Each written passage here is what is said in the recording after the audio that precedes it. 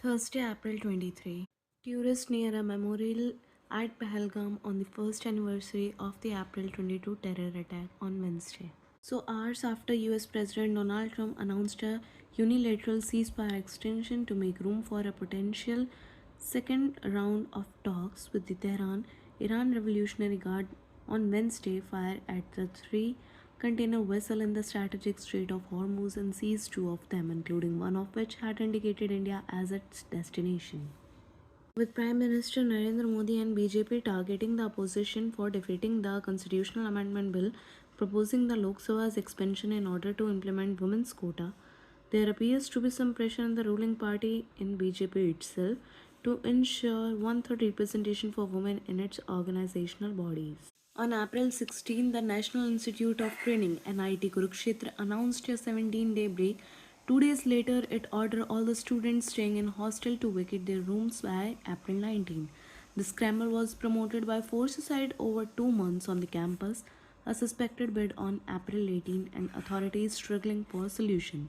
Preliminary findings suggest reasons ranging from debt due to online gambling, rejection in relationship, financial hardship at home, and academic stress as the reason behind the step taken by the student. The breaking of the world record for a half marathon by a humanoid robot last week in China has been called a milestone in the development of these automatons.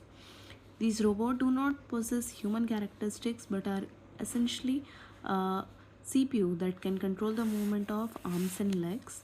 So, ever since Czech author Karel Capek coined the word in the 1920, robot has conjured image of machines that had work hard, perform tasks, a source of drudgery for humans. Earlier this month, India Potash Limited issued a tender for import of 2.5 million tons of urea.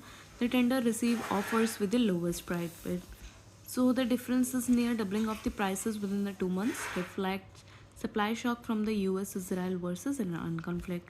It is not only urea. Recent imports of the ammonium phosphate DAP by Gujarat state and fertilizer chemicals were about to be affected by this war, and India annually consumes 39 to 40 million ton of the urea with 30 to 31st million ton produced domestically and the balance is imported, and it is important from the Gulf Cooperation Council countries such as Oman, Qatar, Saudi Arabia, United Arab Emirates and Bahrain, which accounted for nearly 40% of India's urea imports pre-war, and over 60% of its imports of liquefied natural gas LNG raw material for the indigenous manufacturing of urea came from Qatar, UAE and Oman.